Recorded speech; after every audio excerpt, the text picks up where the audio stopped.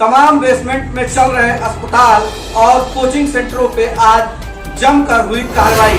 आपको बता दें, मऊ जनपद के कई कोचिंग सेंटरों को आज सीज किया गया जो बेसमेंट में चल रहे थे।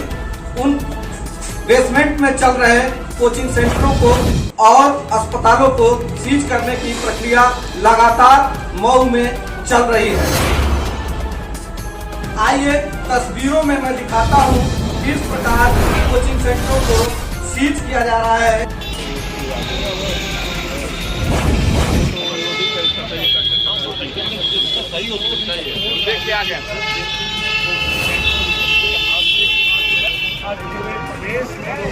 किस तरह की कार्रवाई हुई है? कौन सा हॉस्पिटल है?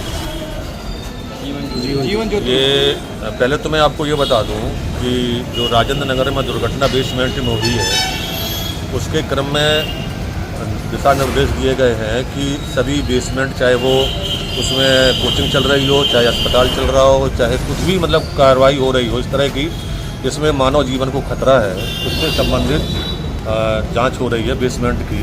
और इसी के क्रम में एक जो है सीएमओ साहब के द्वारा एक टीम गठित की गई थी अस्पतालों की जांच करने के लिए। तो आज हमारे साथ में डिप्टी सीएमओ मिस्टर मौर्य और हमारे सीओ साहब हैं, हमारी टीम है। उसके साथ में हम लोगों ने आज 2-3 अस्पतालों को देखा।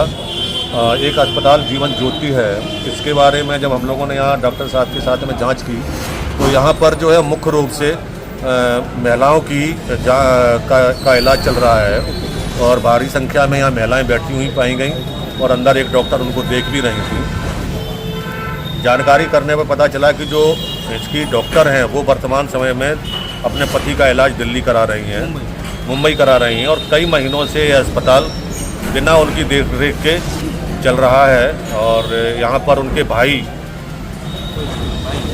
सगे भाई जो है यहाँ पर अपनी देखरेख में इस अस्पताल को चला रहे हैं।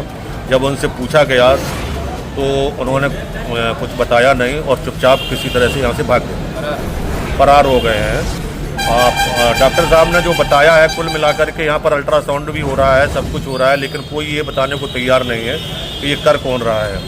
और सबसे बड़ी चीज़ है कि बेसमेंट में चल रहा है। बेसमेंट का में अस्पताल चलाने का कोई भी नियम नहीं है बेसमेंट में। और गर्भवती महिलाओं का इलाज हो रहा है और अस्पताल तालाब के जस्ट आगे बना हुआ है। पानी की निकास की कोई व्यवस्था नहीं है।